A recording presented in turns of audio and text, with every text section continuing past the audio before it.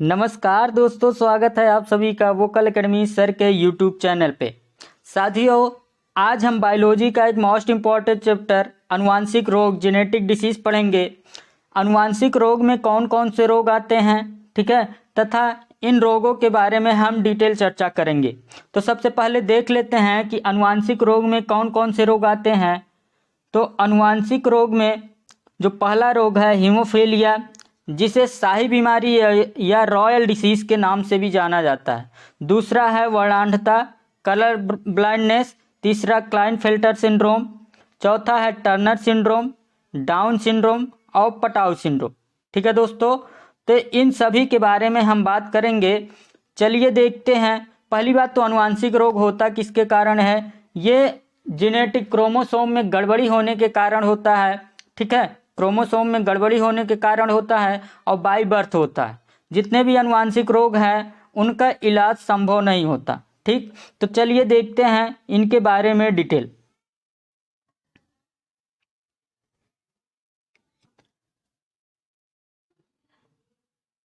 देखिए, जो क्रोमोसोम होता है, मानव में क्रोमोसोम की कुल संख्या कितनी होती है दोस्तों? 46। मानव में क्रोमोसोम की कुल संख्या होती है 46। अगर पेयर में पूछे तो 23 पेयर। ठीक है, अब उसमें आलोसोम की संख्या कितनी होती है, ऑटोसोम की संख्या कितनी होती है?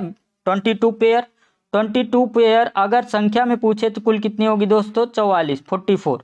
ठीक, अब देखिए यहाँ पे बात ये याद रखनी है कि अब देखिए 46 कुल होते हैं, जिसमें से 44 ऑटोसोम होंगे और आलोसोम की संख्या 2 होगी। ठीक है, अगर मेल होगा तो 44 इधर और 2 इधर, कितने होंगे? 46।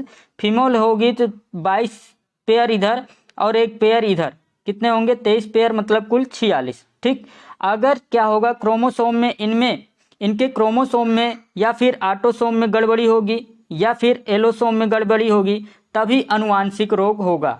ठीक, तो चलिए पहला रोग क्या है अपना? पहला रोग है हीमोफीलिया या रॉयल डिसीज। हीमोफीलिया या फिर रॉयल डिसीज। ठीक है, देखिए हीमोफीलिया को किस नाम से जाना जाता है? एग्जाम में ये पूछता है कि रॉयल डिसीज, अगर हिंदी में पूछे तो क्या होगा? शाही बीमारी। हीमोफीलिया को और किस नाम से जाना जाता है कि हीमोफीलिया क्या है? शाही बीमारी कहा जाता है, क्योंकि यह सबसे पहले महारानी विक्टोरिया में देखा गया, शाही परिवार में देखा गया, इसलिए इसको हीमोफीलिया या शाही बीमारी भी कहते हैं। ठीक है, इसका और नाम क्या है? क्रिसमस फैक्टर डिसीज भी इसको बोलते हैं। क्रिसमस फैक्टर डिसीज किसे बोलते हैं? हीमोफीलिया। ठीक, अब हीमोफीलिया डे कब मनाया जाता है? तो 17 अप्रैल को विश्व हीमोफीलिया दिवस मनाया जाता है। 17 अप्रैल को दोस्तों विश्व हीमोफीलिया दिवस मनाया जाता है। और 2021 की विश्व हीमोफीलिया दिवस की थीम जो थी, adopting to change. Adopting to change, adopting to change. तो 2021 की 17 अप्रैल को जो हीमोफीलिया विश्व दिवस मनाया गया, 2021 की थीम क्या थी? Adopting to change. ठीक है, इसको और किस नाम से जानते हैं? Christmas factor syndrome. और इसका कारण क्या है दोस्तों? तो कारण अगर बात करें तो हीमोफीलिया होने का कारण क्या है? क्रोमोसोम में प्रॉब्लम आ जाती है, क्रोमोसोम में डिसऑर्डर हो जाता है, तो उसी कारण क्या होता है? हीमोफीलिया रोग। अब इसका लक्षण क्या है? इसमें अगर यह रोग होता है तो रोग प्रतिरोधक क्षमता क्या होती है? घट जाती है। इसकी रोग प्रतिरोधक क्षमता, इसमें इस रोग में रोग प्रतिरोधक क्षमता क्या होती है दोस्तों? घट जाती है। प्लेटलेट्स में कमी आ जाती है। रक्त का थक्का नहीं जमता। ठीक है, अगर कटा तो रक्त का थक्का नहीं जमता, ब्लड क्या होता है? निकलता रहता है। ठीक, और क्या है दोस्तों, इससे एक पॉइंट और याद रखना है क्या, कि अगर इस रोग में क्या हुआ, ठीक है, यह रोग हीमोफीलिया रोग अगर किस ऑर्गन सिस्टम को इफेक्ट करता है, तो किस ऑर्गन सिस्टम को इफेक्ट करता है हीमोफीलिया रोग? Circulatory system. हीमोफीलिया रोग ब्लड किस में आता है? Circulatory system, circulatory system. तो हीमोफीलिया रोग किस ऑर्गन सिस्टम को इफेक्ट करता है? Circulatory system. चलिए अगला रोग जो है, अगला रोग है दोस्तों वर्णांधता। अगला रोग कौन सा है? वर्णांधता। अब देखिए वर्णांधता में कारण क्या है? Genetic disorder in cone cell. ठीक, तो हमारे जो आँख में है, आँख में दो सेल होती है, एक कोन सेल दूसरा रॉड सेल, एक कोन सेल दूसरा रॉड सेल। कोन सेल क्या करता है? हमको कलर की पहचान करवाता है और rod cell black and white की पहचान कराता है। ठीक है, तो कोन सेल में अगर गड़बड़ी हो गई, क्योंकि ये कलर की पहचान कराता है, तभी क्या होता है, हमको नीला, हरा और लाल रंग में क्या होता है, हम अंतर स्पष्ट नहीं कर पाते। तो क्वेश्चन में पूछना, एग्जाम में पूछता क्या है इसमें से कि वर्णांधता क्या है? एक अनुवांशिक रोग। वर्णांधता क्या है? एक अनुवांशिक रोग है।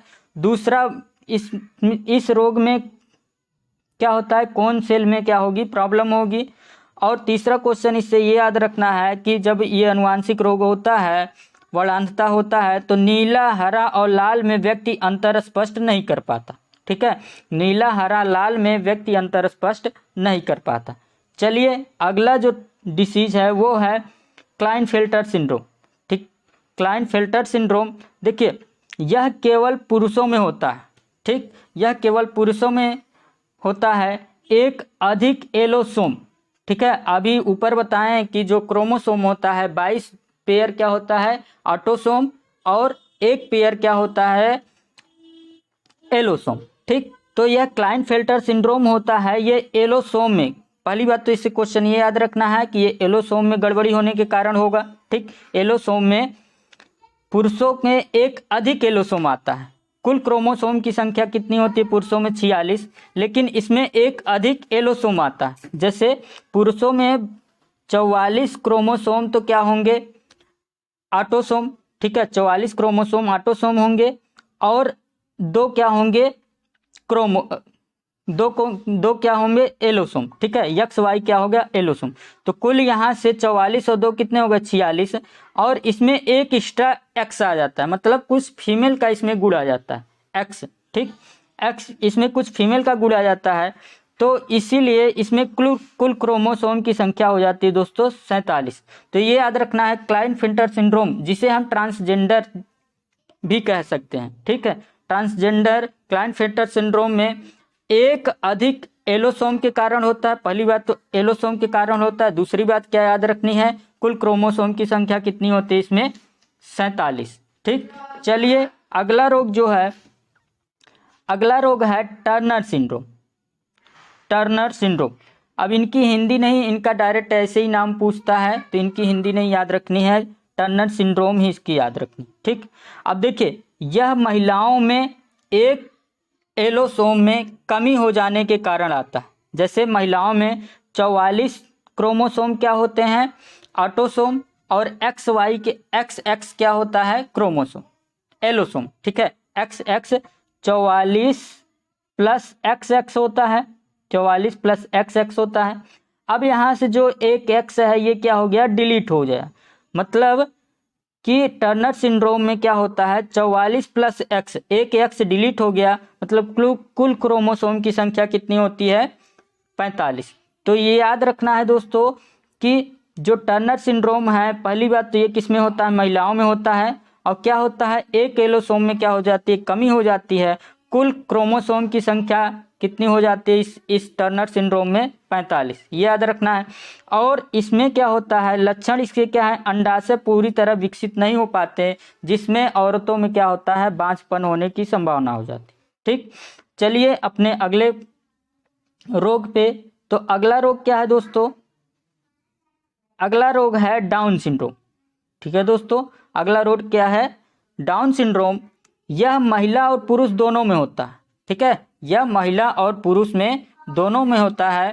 ठीक, अब इसमें क्या होता है, जो हमारा ऑटोसोम है, ऑटोसोम कुल 22 पेयर होते हैं। ठीक है, तो 22वें पेयर में क्या होता है, 22वें पेयर में एक अधिक क्या हो जाता है, क्रोमोसोम आ जाता है। ये 22वें पेयर में एक अधिक क्रोमोसोम आ जाने के कारण 22वें